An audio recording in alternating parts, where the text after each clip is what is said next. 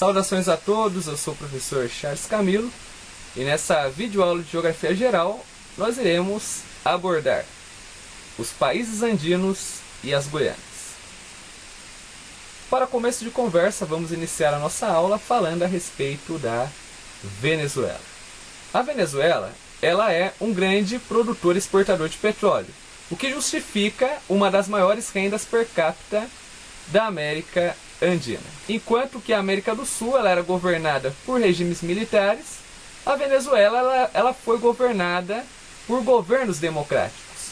Só que, porém, em 1992, em decorrência de uma forte crise econômica, os militares, liderados pelo coronel do exército, Hugo Chávez, eles tentaram depor o governo democraticamente eleito e certamente, creio eu, que eles pretendiam implantar uma ditadura.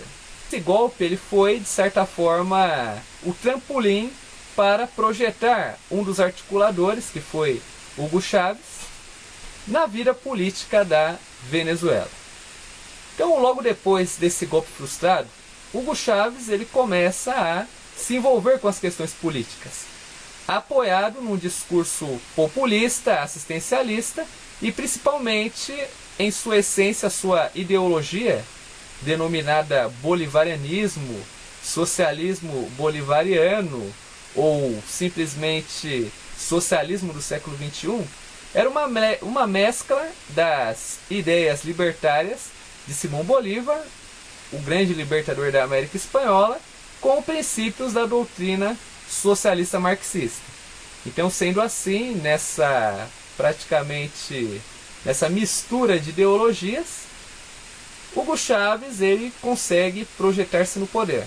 Em 1999, ele ganha as eleições para presidente, torna-se presidente da Venezuela, e a partir a partir do momento que ele se torna presidente, como ele tinha em grande parte o apoio do povo e o apoio do Congresso, ele começou a, de certa forma, promover uma série de reformas constitucionais e ele começou a moldar o Estado venezuelano praticamente de acordo com a ideologia político-partidária seguida por ele.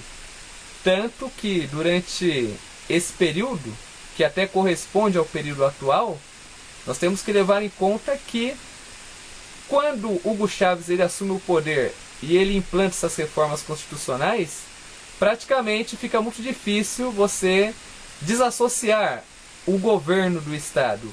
Governo e Estado passam a se tornar praticamente sinônimos ou simplesmente a mesma coisa.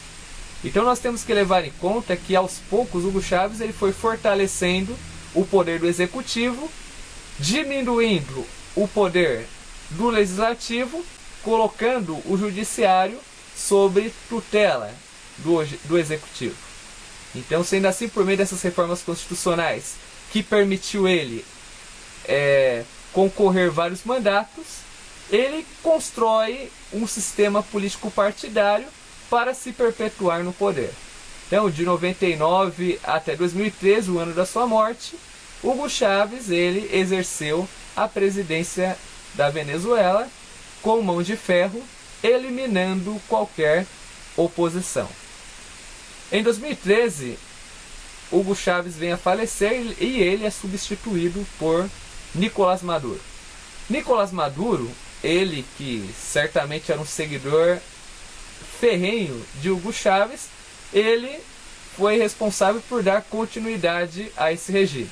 Só que nós temos que levar em conta que atualmente o preço dos barris de petróleo caíram drasticamente. Praticamente a força motriz da economia venezuelana eram as exportações de petróleo. Com o petróleo em baixa, praticamente o dinheiro para manter todo esse assistencialismo político mantido pelo governo começou a se esfalecer.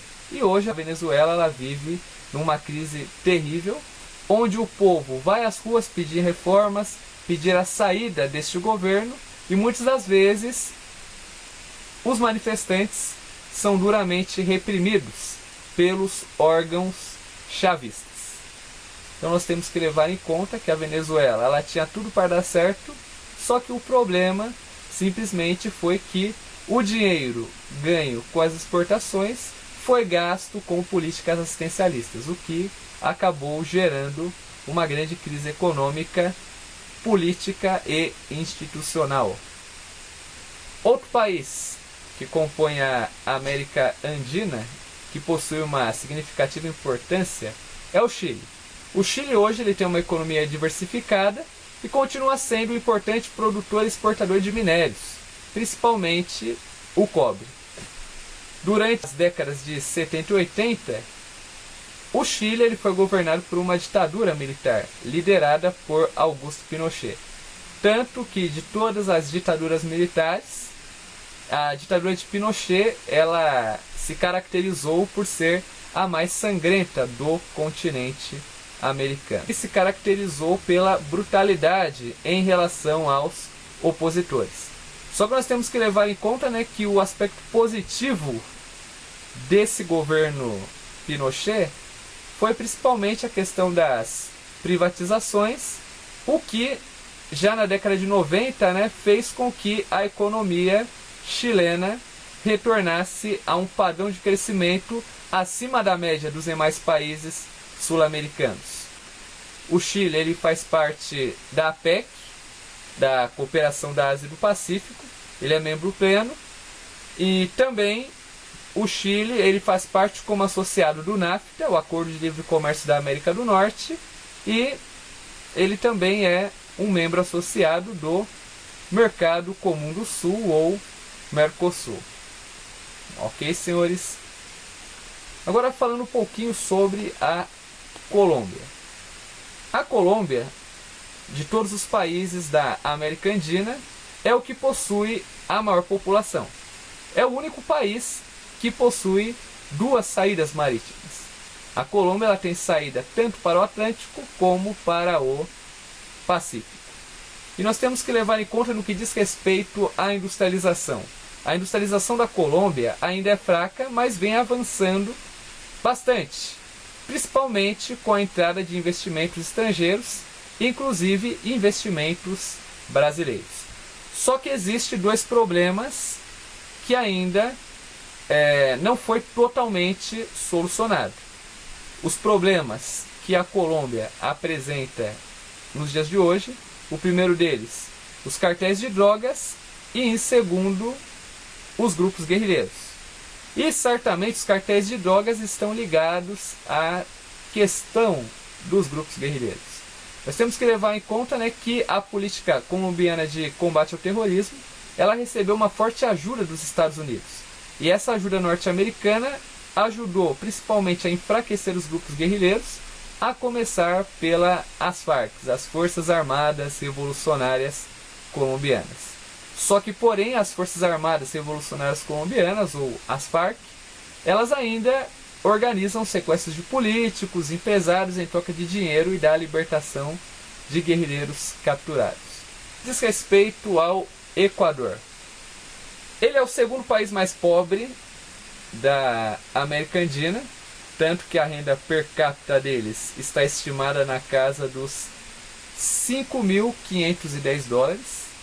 É o menor país da América Andina, em área possui cerca de 283.561 quilômetros quadrados.